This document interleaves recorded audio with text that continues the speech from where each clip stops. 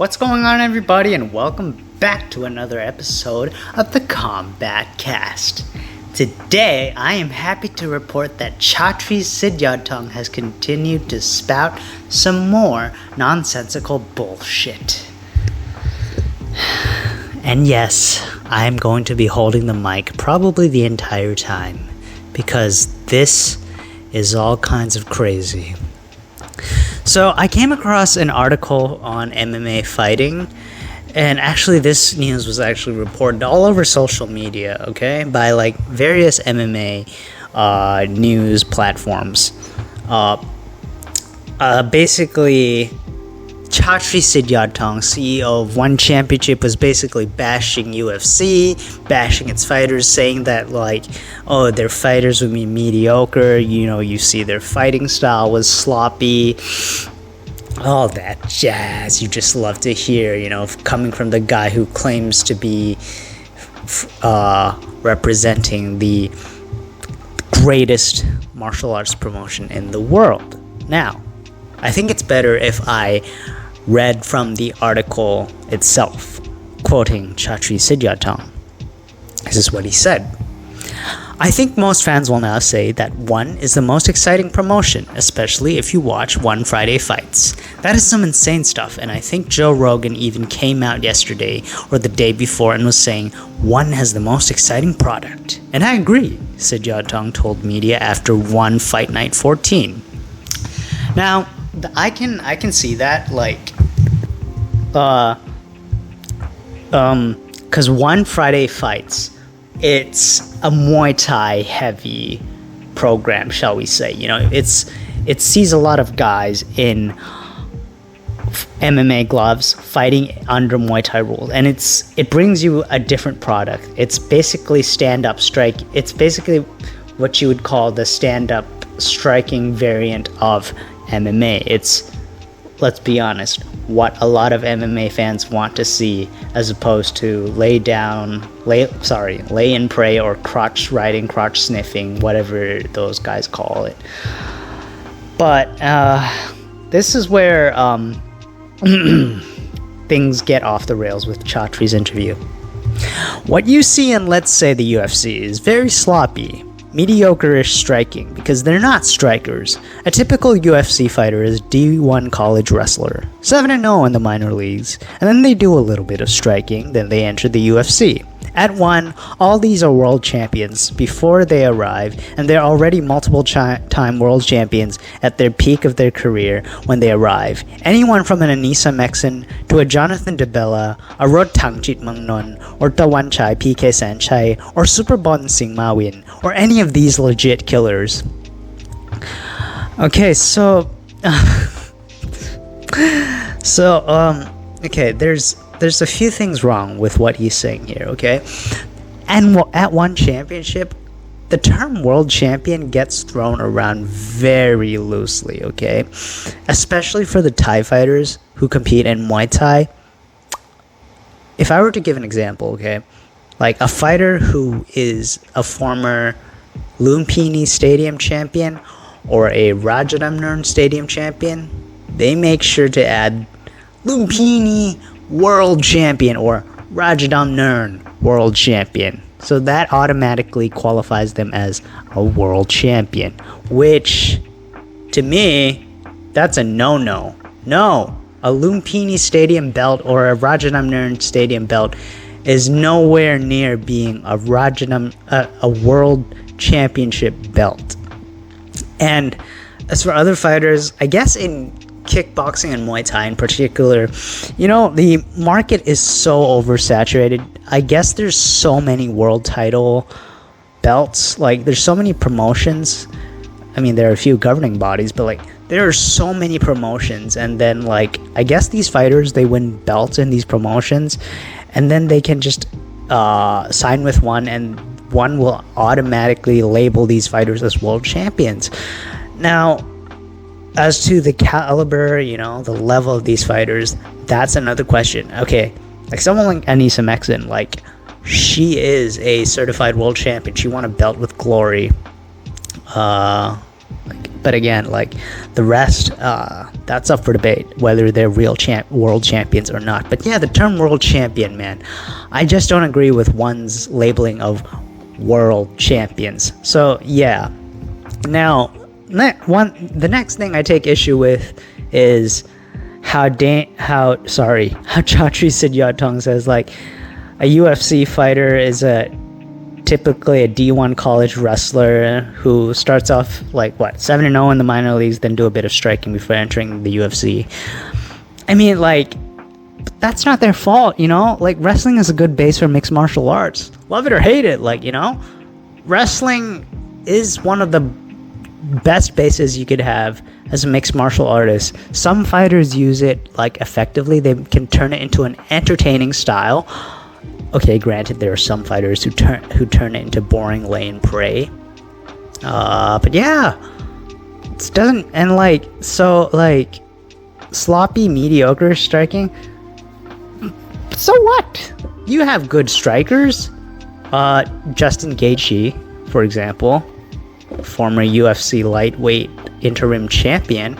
The guy was a D1 wrestler at the University of Northern Colorado, became one of the most dangerous strikers in the UFC. Like this guy barely wrestles when he's fighting in the UFC, because I think he said in an interview that he was so tired of wrestling that he just wanted to he just turned into a striker when he entered the UFC. And I can understand that kind of sentiment. And like the Chatri's argument that like all his fighters in one are world champions, that's invalid. Again, what qualifies as a world champion? Okay, it's like the belts that his fighters have won. It's debatable what is a world championship belt, you know? Like WBC Muay Thai, for example, for a Muay Thai fighter, okay, I would consider that to be a Muay Thai belt. ISKA, the International Sport Kickboxing Association, yeah, sure, totally. But like there's so many promotions right now because like the market in Muay Thai and kickboxing is so oversaturated that you have so many promotions popping up, and you have no idea. Not to mention you have regional titles popping up. I wouldn't be surprised that one championship is also labeling these regional titles as world titles, you know? Because, like, you know, you have ISKA Intercontinental, WBC Muay Thai International, stuff like that. I would not be surprised if one championship would also consider those as world titles, hence making those the winners of those titles world champions. Again, a loosely thrown around term in one championship. And also, wrestling, back to the topic of wrestling, okay? Wrestling has been the key to success for a lot of the fighters in UFC, okay? Just to keep it short, I'm gonna look at the lightweight division downwards, because yeah. So when you in the top 10, okay, Islam Makhachev, the UFC lightweight champion, okay, he comes from a combat sambo background. Combat sambo is wrestling based. That's allowed him to be dominant. Okay, at the number two spot, we have Justin Gaethje, the former interim UFC lightweight champion. He wrestled in college. Dustin Poirier, yeah, he's a boxer now in the UFC, but he used to wrestle in high school. Number 5 spot, Michael Chandler, Division I wrestler from the University of Missouri. And number 8 spot, Arman Sarukian, freestyle wrestler. And number 10, Grant Dawson, also a wrestler. I forget where. He wrestled in high school. I don't know if he had a college wrestling career, but he's a good wrestler. They call him the American Khabib, I think. And yeah, that's it in the lightweight division. Now, in the featherweight division of the UFC, Alexander Volkanovski, he has a Greco-Roman wrestling background, but I guess wrestling is not as big in Australia as it is in the United States. Then you have who do you have in what spot? Who's a big wrestling practitioner? Ilia Topuria at the number 5 spot. He practiced Greco-Roman wrestling. Okay. Then number 9, you have Movsar Evloev. He practiced Greco-Roman wrestling. Again. Then you have Bryce Mitchell. He wrestled in high school, and I'm not sure if he did also in college. Then you have, I think that's it in the featherweight division. Bantamweight, number 1, at the number 1 spot, Aljamain Sterling, D1 wrestling champion. Okay, I didn't like him. Okay, he was a very unlikable champion, but he was good. Okay, he was definitely good. There was no denying that. NCAA Division 1 wrestler at, where did he wrestle? Morrisville State College. So, yeah. Murad Davalishvili, a wrestler, too. But he trained in, like, Sambo and Judo. So, yeah, those, Eastern European, Central Asian grappling styles. Henry Cejudo, who could forget, you know? That guy he's a wrestler's wrestler, you know? Former Olympic gold medalist and, 2 division champion at flyweight and bantamweight in the UFC. Look, my point is, so what if these guys come from a D1 wrestling background? That wrestling background has bought them success, okay? And that's what made them UFC champions. And if why should Chatri let that D1 wrestling background for these UFC fighters, you know? Why should he let it trouble him? Why should that be any problem for him? And a lot of UFC champions were successful wrestlers. And to be honest, some of his champions are also wrestlers. Christian Lee is a wrestler in high school. Is there another? No, nobody else is. Well, Demetrius Johnson is also a wrestler. Jared Brooks is also a wrestler. So, I think Chatri shouldn't, you know, the argument Chatri is making is kind of like, it's kind of contradictory, if you ask me. So, yeah. And then he says, this is what he proceeds to say next. That's what makes us different. If you look at our roster, I think UFC has about 700 athletes, and so do we. Around there. But if you look at the number of world championship titles that our athletes have won before they joined one, it's like half the organization. You go to a UFC or a Bellator, it's like maybe 20, 30 maximum. That's why you see a lot of sloppy jiu-jitsu, sloppy low-level striking in those organizations, where in one, you see the very, very best on the planet in each of their disciplines, and of course, MMA as well. I think bar none, we have the most exciting experience for fans all over the world. Again, world champion gets thrown around loosely in one championship, okay? The Muay Thai kickboxing market is so oversaturated. You never know what belts are considered to be world championship belts. Yeah. And now, 700 athletes. UFC has 700 athletes across MMA, right? But in one championship, they have 700 athletes. But that's across MMA, Muay Thai, kickboxing, and submission grappling. Okay, so that kind of comparison is invalid. And sloppy jiu-jitsu, sloppy low-level striking.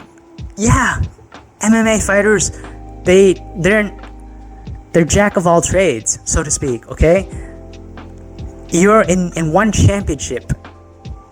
These fighters, they tend to be like a master of one art.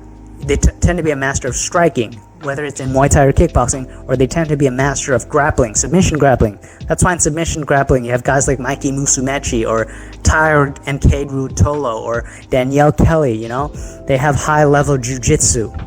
And in the UFC, of course, you're going to see sloppy jiu-jitsu, because these guys don't have to don't have time to dedicate their training entirely in jiu-jitsu. It's mixed martial arts. They have to learn multiple martial arts. They have to learn boxing. They have to learn kickboxing. They have to learn grappling, wrestling, jiu-jitsu in the span of, I don't know, 6 weeks? 8 weeks? Somebody tell me in the comments, how long is a typical MMA training camp? So yeah, that's a very stupid argument for Chatri to make.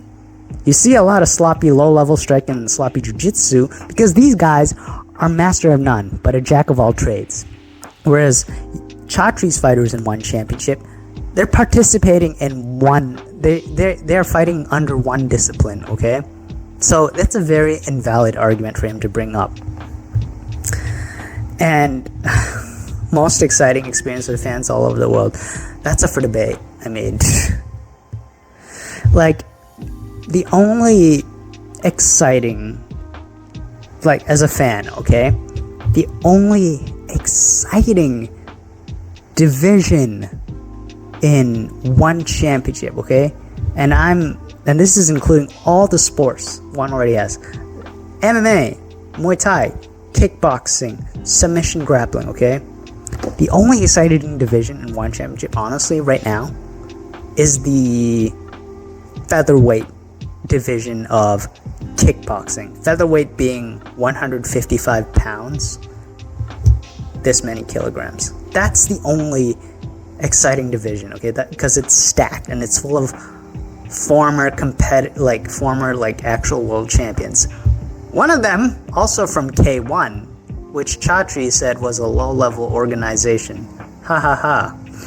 Genghis Alazov was one of those guys, and Marat Grigorian. But yeah, that's pretty much the only exciting organization. The only exciting division. I'm not much of a fan of the MMA divisions. Like, I watch the MMA because, like, it's good fun. It's fun, but it's not like, oh my god, I get on my feet, holy shit, that guy got knocked out, holy shit, he's got submitted. It's like every 40 fights, I will find two or three exciting fights in one championship MMA. I'm gonna put it that way. But yeah. And, man, Chatri is really going off the rails with this one. But, like, but still, this comment by Chatri has not gone unanswered. So, UFC heavyweight champion John Bones Jones, he actually responded to Chatri after his comment. Okay, this is what John Jones said on Instagram. Bro, this doesn't make anybody want to watch your show anymore. You just sound like a hater. Winners focus on winning. Losers focus on winners. Stay in your lane and do the best you can. Without the UFC, there would be no one. And I can't believe I'm going to say this, but I totally agree with John Jones, okay? Because, love him or hate him, the UFC actually set a blueprint. Like, sure, maybe there were some organizations who were well, like, organized in, like, MMA well before the UFC. Maybe, like, Pancrase, Shudo.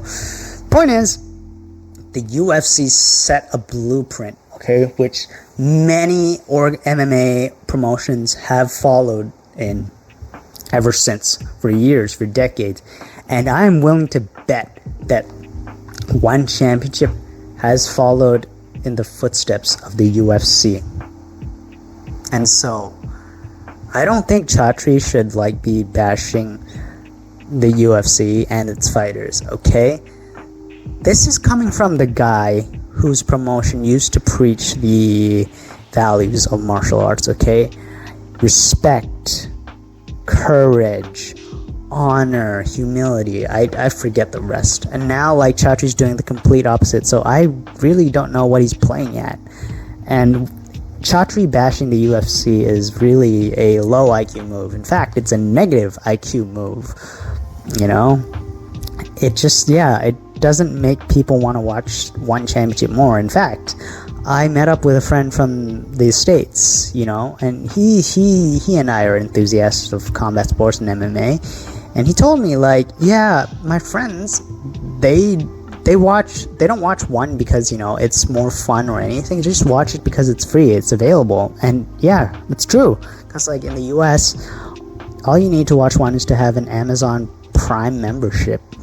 Yeah, you know, you don't have to sign up for ESPN Plus, pay $79.99 for a pay-per-view. So yeah, and with that being said, you know, like, Chatri used to and Chatri is like under this delusion that his fighters in MMA anyways, he thinks his fighters like stand a chance against the UFC's like top guys. Okay, so I'm gonna take a look quickly at like one championship's top 5 guys and see if they stand a chance at like the top 15 or top 5 fighters. Okay, starting from the strawweight division, which, okay, I'm gonna look at, starting from the flyweight division, just to save time.